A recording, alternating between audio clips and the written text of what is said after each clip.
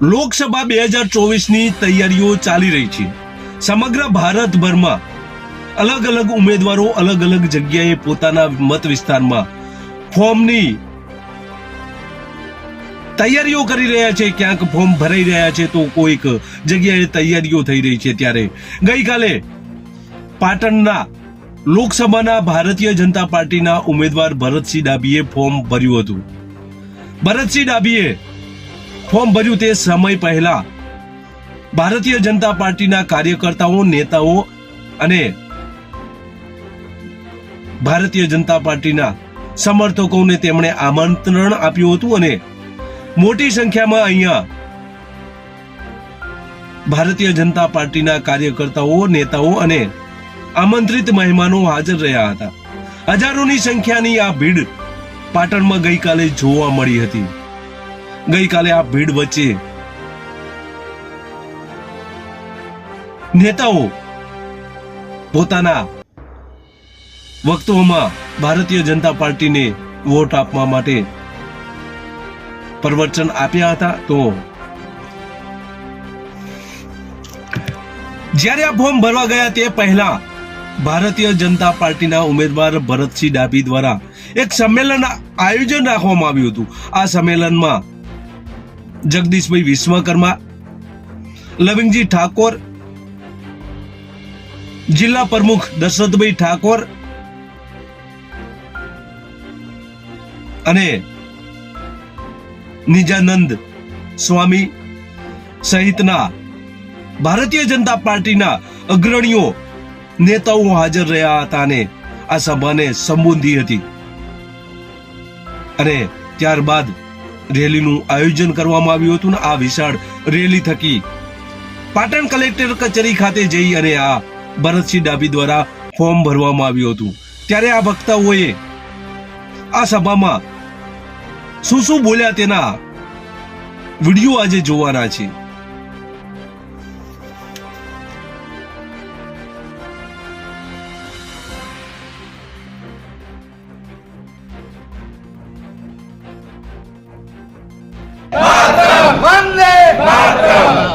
વિજય વિજય વિજય ભવા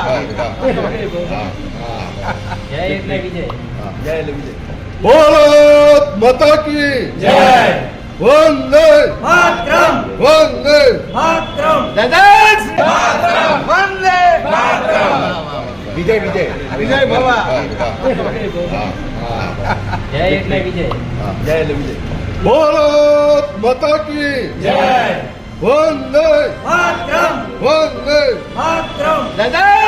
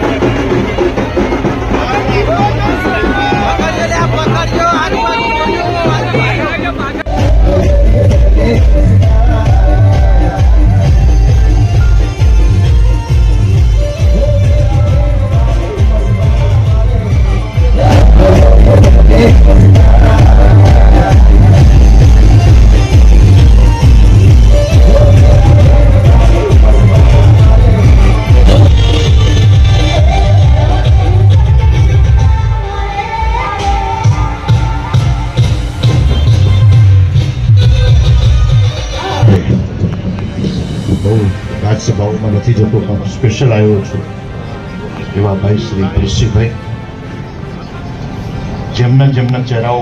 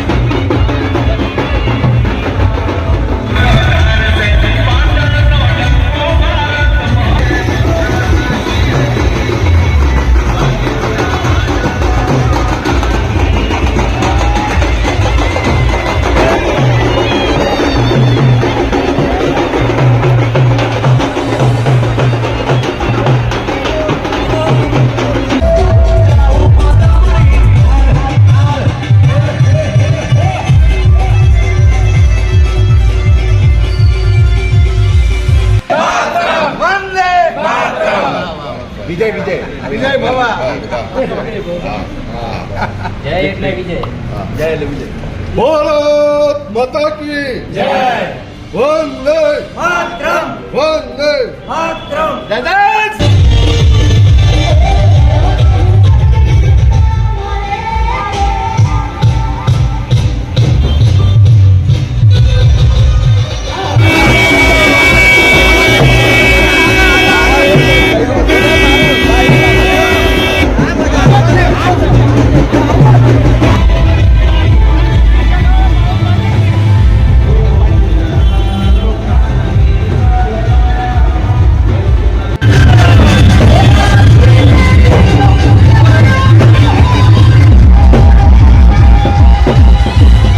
લોકસભા બેઠક ભરવા માટેના ઉમેદવાર તરીકે નામ નિમિત્ત થઈ ભગવાનનું નામે ગંભીરતાપૂર્વક સોગંદ લઉં છું કે હું કાયદાથી સ્થાપિત ભારતના સંવિધાન પ્રત્યે સત્યનિષ્ઠા અને વફાદારી રાખીશ અને હું ભારતના સાર્વભૌમત્વ અને અખંડતાનું સમર્થન કરીશ.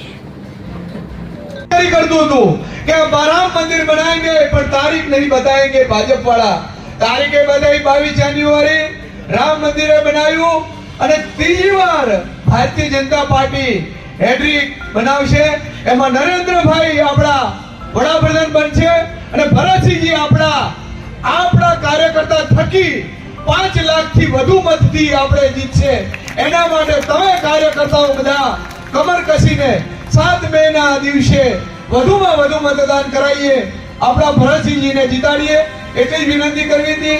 અસ્તુ ભારત માતા કી જય. સર્જિકલ સ્ટ્રાઇક હોય કે એર સ્ટ્રાઇક હોય આ તમારો એક વોટમાં કેટલી મોટી તાકાત છે કે તમને કદાચ કલ્પના નહીં હોય. તમને કેવું હશે કે 7 તારીખે બટન દબાઈશું એટલે ભરતસિંહ 5 લાખની લીડથી જીતશે. પણ હું એવું કહું છું કે તમારો એક વોટ અખંડ ભારતનું સપનું જે માનનીય મોદી સાહેબ એમપી સાહેબે જોયું છે એ અખંડ ભારતનું સપનું એ પૂરું કરવાનો વોટ છે. જેના ફોર્મનું નામાંકન કરવા આપણે જઈ રહ્યા છીએ અને આ માત્ર નામાંકન નહીં પણ એવું કહીશ કે આ વિજય સરઘસ સાથે આપણે જઈ રહ્યા છીએ મિત્રો. આ નાની વસ્તુ નથી. આ એ વ્યક્તિ છે જ્યારે 2014માં આપણે મેનિફેસ્ટોની અંદર અને વર્ષોથી મેનિફેસ્ટોમાં જે લખતા આવતા હતા અને જેના માટે વર્ષોથી વોટ માંગતા આવતા હતા કે તમારો એક વોટ 370 માટે, તમારો એક વોટ ટ્રિપલ તલાક માટે, તમારો એક વોટ રામ મંદિર માટે. દેશના યશસ્વી વડાપ્રધાન માનનીય મોદીજીએ પોતાના 10 વર્ષના શાસનની અંદર આ તમામે તમામ વચનો પૂરા કર્યા છે. વર્ષમાં જે કામો કરવાના છે એની આખી યાદી તૈયાર છે અને આ પહેલી સરકાર એવી છે કે જેવી જે ત્રીજી વખત દેશના યશસ્વી વડાપ્રધાન મોદી સાહેબ શપથ લેશે ત્યાંથી આગામી 100 દિવસોમાં શું શું કામ કરવાના છે એનો આખો રોડમેપ તૈયાર કર્યો છે. આ નાની ઘટના નથી મિત્રો કે અગાઉથી એડવાન્સથી કેટલાક કોન્ફિડન્સ સાથે આખો દેશ જ્યારે આગળ નીકળી પડ્યો છે. આ વખતે માત્ર ભારતીય જનતા પાર્ટીના કાર્યકર્તાઓ નહીં, પેજ પ્રમુખો નહીં, બૂથ પ્રમુખ નહીં, 140 કરોડની જનતા હું નરેન્દ્ર મોદી છું એમ કહીને જ્યારે આગળ નીકળી પડી છે. અને મોદી સાહેબ જ્યારે આપણી બધાની વિશેષ જવાબદારી આવે કે મોદી સાહેબ તમે ચિંતા ના કરતા, ગુજરાતમાં નહીં આ દેશમાં ફરો. પાટણની સીટનું કમળ હમણાં મારી અગાઉના વક્તાઓએ કીધું કે પ્રદેશ અધ્યક્ષે કીધું છે, માનનીય મુખ્યમંત્રીએ કીધું છે કે 26 માંથી 26 જીતીશું, 5 લાખથી વધારે લીડથી જીતીશું. પણ આપણે પાટણવાસીઓ સંકલ્પ કરીએ કે જ્યારે 400 માનું એક કમળ જાય સૌથી મોટું કમળ એ આપણું ભરતસિંહનું જાય એવો સંકલ્પ કરીએ મિત્રો આજે. કે માત્ર આ તો ટેલર છે. 10 વર્ષમાં જે સરકાર ચાલી એ માત્ર ટેલર છે. આખું પિક્ચર બતાવવાનું બાકી છે. આગામી દિવસોની અંદર જો 370 ને ટેલર કહેતા હોય, ટ્રિપલ તલાક ને ટેલર માં કરતા હોય, રામ મંદિર ટેલર માં કરતા હોઈએ, તો કલ્પના કરો કે પિક્ચર કેટલું મોટું હશે આગામી દિવસોની અંદર. કલ્પના કરો ખાલી. કોંગ્રેસ કહેતી હતી અમે ગરીબી હટાઈશું. ગરીબી તો ના હટાઈ, પણ બાંગ્લાદેશને અલગ કર્યું અને પશ્ચિમ બંગાળને અલગ કરવાની દિશામાં છે. આભાર માનીએ મોદી સાહેબનો આજના દિવસે કે અખંડ ભારતનું સપનું જેણે જોયું છે એવા મોદી સાહેબ અખંડ ભારતની આ પરિકલ્પના કરવા જ્યારે પૂરી કરવા જઈ રહ્યા છે, ત્યારે આ વખતનું ઇલેક્શન એ ભરતસિંહ ડાભીને તો મારો વોટ પડશે તો પડશે, પણ સાથે સાથે આ લોકસભાનું ઇલેક્શન આપણે ગામડે ગામડે જઈને કહીએ કે તમારો એક વોટ એ અખંડ ભારતના સ્વપ્નદ્રષ્ટા એ નરેન્દ્ર મોદીને પડવાનો છે. અને તમને બધાને ખાસ વિનંતી છે, બધાએ સાથ સહકાર આપજો એવી ખાસ વિનંતી છે. જય માતાજી, ભારત માતા કી જય. જિલ્લા ઉમેદવાર આદરણીય ભરતસિંહ ઠાકોર સાહેબ નો અહીંયા આપણે એ નામાંકન ભરવામાં પધારેલા આપણા નિજાનંદ બાપુ અને સંતો અને અહીંયા વિશ્વકર્મા આદરણીય માન્ય મંત્રી સાહેબ પધાર્યા છે. આપણે બધા પાટણ જિલ્લા, મહેસાણા, બનાસકાંઠામાંથી, ખૂણા ખૂણામાંથી મારા સનિષ્ઠ કાર્યકર્તા પધાર્યા છે. બધાને ખૂબ ખૂબ શુભકામના આપું છું કે આપણે આપણા ગુજરાતનું ગૌરવ અને જેને વિશ્વમાં ડંકા લગાડ્યા એ મોદી સાહેબ આપણા ગુજરાતનું ગૌરવ છે. આપણે ભાગશાળી છીએ ભલામણા કે આવા વડાપ્રધાન આપણને ગુજરાતના મળ્યા છે. અને આપણા જે સી.આર. પાટીલ સાહેબની નેમ છે કે આપણે 5 લાખથી વધારે આપણા પાટણ જિલ્લાને એ દિલ્હીમાં ચૂંટીને મોકલવાના છે. એટલે આપણે બધા 7મી તારીખ સુધી જંપીને બેસવાનું નથી. કેમ કે આપણા આદરણીય વડાપ્રધાનનો સંકલ્પ છે કે 2047માં મારા ભારતને વિકસિત ભારત બનાવવાનું છે, શિક્ષિત ભારત બનાવવાનું છે, અખંડ ભારત, વિશ્વગુરુ ભારત બનાવવાનું છે. તો એમાં આપણે બધા સાથે મળીને એકમેક થઈને બધા એકી અવાજે આખા પાટણ જિલ્લામાં ફરીને કોઈ મતદાન કર્યા વગર રહી ન જાય અને જંગી બહુમતીથી આપણા ભરતસિંહ ડાભી સાહેબને જીતાડીએ એ જ વિનંતી સાથે હું ખૂબ હૃદયની શુભકામના પાઠવું છું. અસ્તુ ભારત માતા કી જય. રણછોડભાઈ અને મારા હિતેશભાઈ, અશોકભાઈ, કાંતિભાઈ, જેટલા નવીન સહિતના જેટલા ચહેરાઓ, દશરથજી પ્રમુખ, બધાને નામ સાથે એમની મહેનત, એમનો પ્રવાસ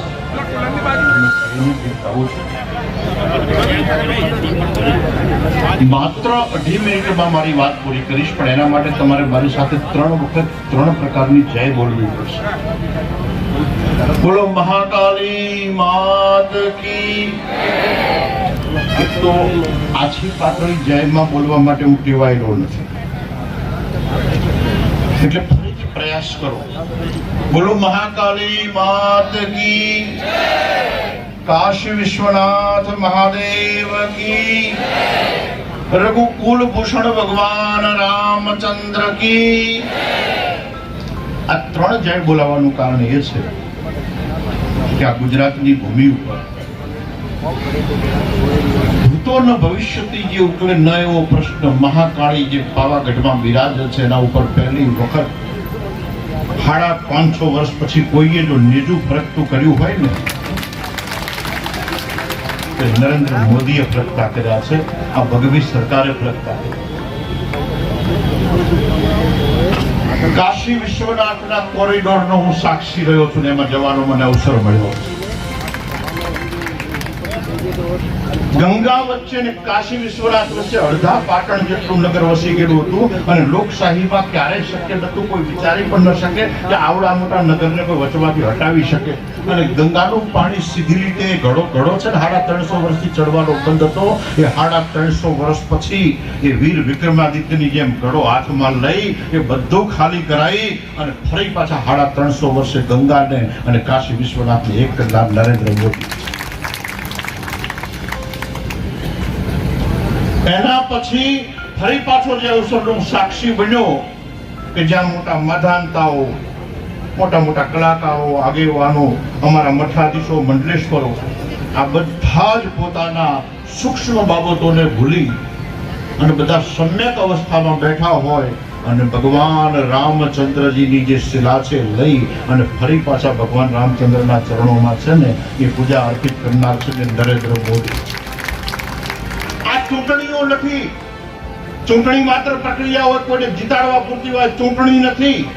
આ ઐતિહાસિક પરિવર્તનમાંથી પસાર થવાની પ્રક્રિયા છે અને હિન્દુઓ એક પગથિયું જો ચૂક્યા ને તો હજારો વર્ષ પાછા ધકેલાતા વાર નહીં થાય. વારંવાર ઐતિહાસિક ભૂલો જે થઈ છે એનું પુનરાવર્તન ન થાય એનું ધ્યાન રાખવાની જવાબદારી છે. આંતરિક કોઈ પણ નાનો મોટો મતભેદ હોય તો એ રાજકીય છે, પણ ઐતિહાસિક ભૂલ ન કરવાની જવાબદારી આપણી છે. આ જ્યારે મહિલાઓના માથા ઉપર આ પીળા અને કેસરિયા સાફા જોઉં છું ત્યારે લાગે છે કે ફરી શંકરાચાર્ય જીવંત થયા છે, ફરી રામાનુજાચાર્ય જીવંત થયા છે, ફરી વલ્લભાચાર્ય જીવંત થયા છે, ફરી રામાનંદાચાર્ય જીવંત થયા છે. આ બધા જ જે સંતો જે સિગ્નેચર કરીને ગયા છે ને ફરી પાછા એ જ વધામણા કરવાનો વખત આવ્યો છે. એટલે તમને કહું કે ભરતસિંહભાઈને વોટ આપો ને ત્યારે એમ નહીં વિચારતા કે એક ઉમેદવારને મત આપી રહ્યા છો, તમે ફરી પાછા એક ઇતિહાસને છે ને પુનઃ સ્થાપિત કરવા જઈ રહ્યા છો અને એની સિગ્નેચર કરવા માટે તમે જઈ રહ્યા છો. એટલે બધાને વિનંતી છે. અને પાટણ ઐતિહાસિક નગરી છે, વડનગર ઐતિહાસિક નગરી છે. એને તો એક મહાપુરુષ રાજપુરુષને મૂકી અને મહાપુરુષનો દરજ્જો આપ્યો છે. પાટણ પોતાની પ્રભુતાને ક્યારેય ભૂલ્યું નથી અને પાટણ પોતાની પ્રભુતાને ભૂલવાનું નથી. એવા દાવા સાથે અને ભરતસિંહ સાથે મારો વ્યક્તિગત પણ ખૂબ નાતો છે. અને આવો એક લોકાભિમુખ જેને કહી શકાય એવો લોકાભિમુખ જે સંસદ છે, સાધુ તરીકે હું કોઈનું સર્ટિફિકેટ ના આપું પણ હું ભરતસિંહભાઈનું આપી શકું, કારણ કે હું એને અનુભવી ચૂક્યો છું, હું ખૂબ ભીતરથી ઓળખું છું. અને આવો લોકાભિમુખ સાંસદ આપણને મળવો એ આપણા માટે બહુ શું કહેવાય કે ભાગ્યની વાત છે. અને ફરી પાછી મારી વાતને પુનરોચ્ચાર કે દોહરાવીશ નહીં, પણ એ વાત સાથે ફરીથી હું વિરામ આપવા પહેલા હું એક વાત કહી દઉં કે ભૂમધ્ય સાગરના કિનારે યહૂદીઓ એકલા ઝઝૂમી રહ્યા છે અને હિન્દ મહાસાગરના કિનારે હિન્દુઓ એકલા ઝઝૂમી રહ્યા છે. આ બેનો જો સમન્વય કરવો હશે તો પણ આપણે સૌએ પોતપોતાની જવાબદારીની ભૂમિકા સ્વીકારી અને ફરી પાછા એ વિશ્વગુરુના શિખરે ભારતને બેસાડવા માટે થઈ અને પણ આપણે મહેનતને મથામણ કરવી પડશે. ખૂબ ભરતસિંહભાઈને જ્વલંત વિજય મળે અને વખતો વખત નરેન્દ્રભાઈ આ દેશના વડાપ્રધાન બને એવા આશીર્વાદ પાઠવી મારી વાતનો વિરામ આપું છું. હરિ ઓમ.